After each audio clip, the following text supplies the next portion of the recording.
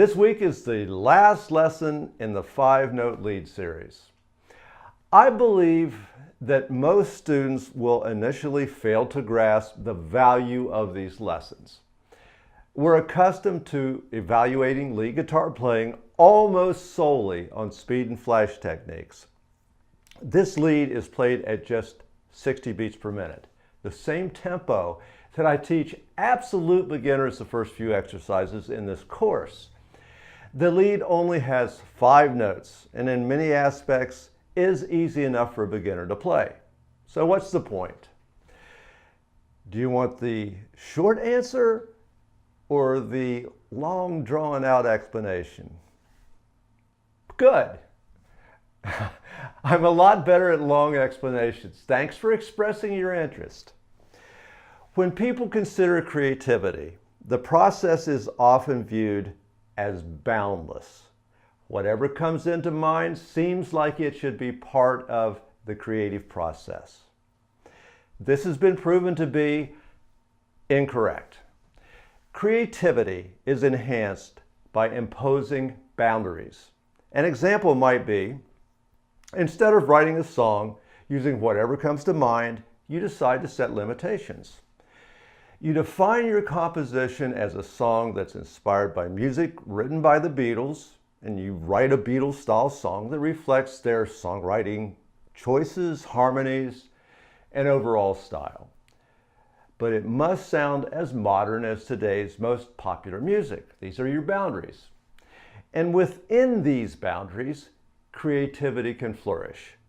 Without boundaries, artists deal with a blank canvas that's not only difficult to fill, it's difficult to make the first brush stroke. So I created very specific boundaries when I began writing this lead. Initially, I wanted it to be a beginning guitar exercise, which meant no tricks. I can't even have hammers, pulls, or even bends.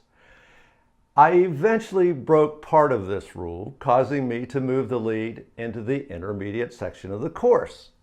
There are no bends, but there are a few hammers and pulls. Another restriction was to write a lead using only 5 notes played at one place on the fretboard. I almost stuck to this rule too. It certainly guided my note selection, but I did add one extra note outside of the box, but only one extra note in the entire composition. The interesting thing about these restrictions is it limited my choices.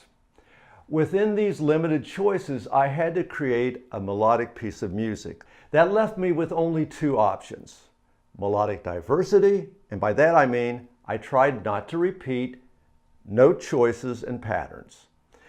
The other choice was rhythm. I could make rhythmic changes to add variety to the composition. As simple as this piece is to perform, I expect that almost nobody will play it correctly. There's a piece from the previous version of the course that is also quite simple. It's the original lead to Moving On. I've watched many students perform the piece, and there's one place in the 3rd measure that nobody gets right, and it's very simple to play. I believe that that's caused by too much attention to speed and flash and not enough attention to the melody and in particular the rhythm of the melody. I'll be very interested in watching students perform this piece. So here's what I want from you.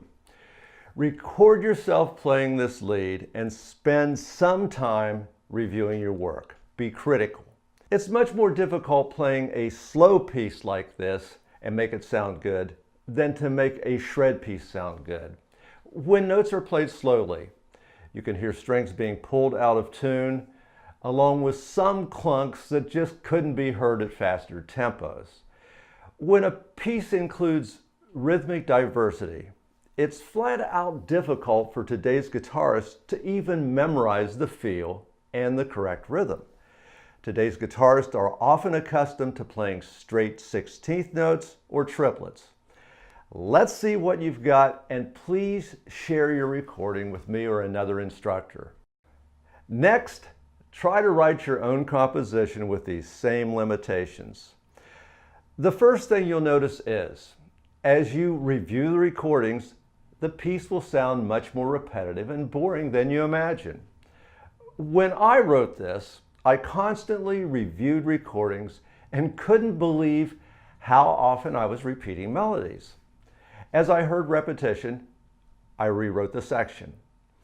A lot of time was spent on creating this piece, not because of the complexity, but because of the simplicity. Share your own 5-note lead on the forum and try to make it sound quite different from mine. You can do it. Let's get started with this lesson. Exercise 1 is from my speed and accuracy program. It's the opposite of the 5-note lead. You can practice this every day for a month, and even an intermediate guitarist can play it faster than 150 beats per minute. The reason that you can shred on this is it's a 3-note to a string pattern. I'll show you. Notice 3 notes to each string as I play it.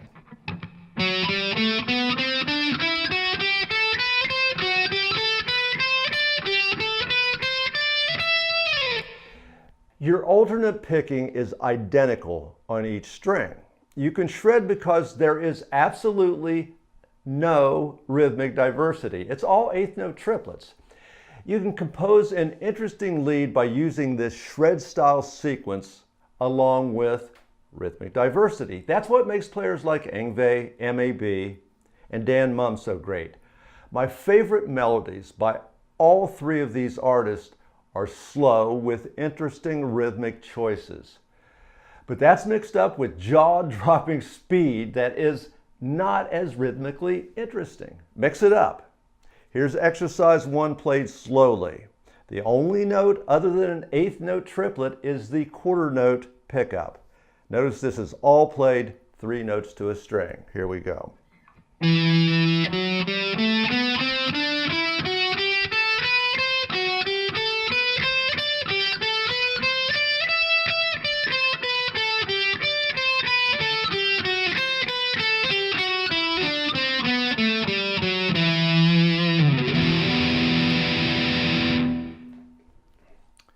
Here's exercise 1 with animated tab.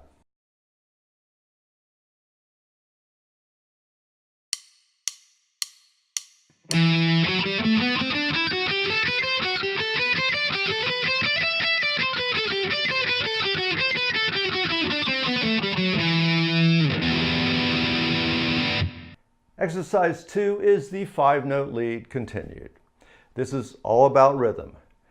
No need to play this one for you slowly. We're already there. Here it is with the animated tab.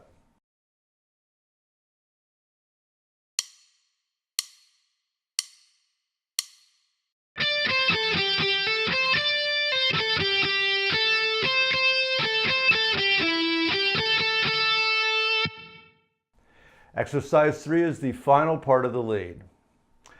After I began playing along with DJ Nelson's backing track, I had to change the ending to match his track. That's the reason that there's a 16th note rest at the beginning of the last measure. Sometimes the most important part of a song isn't what you play, it's what you don't play. Skipping the downbeat on the last measure certainly creates an interesting and dramatic ending.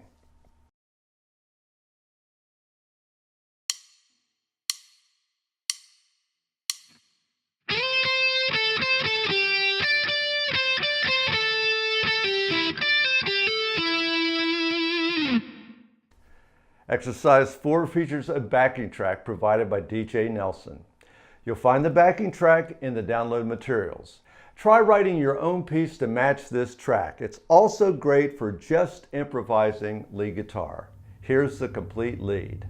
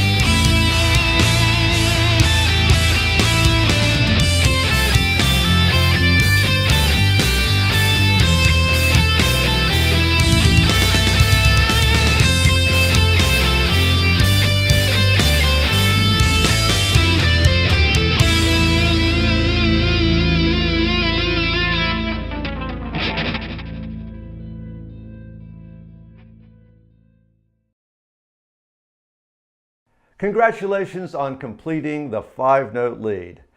I want to hear you play it.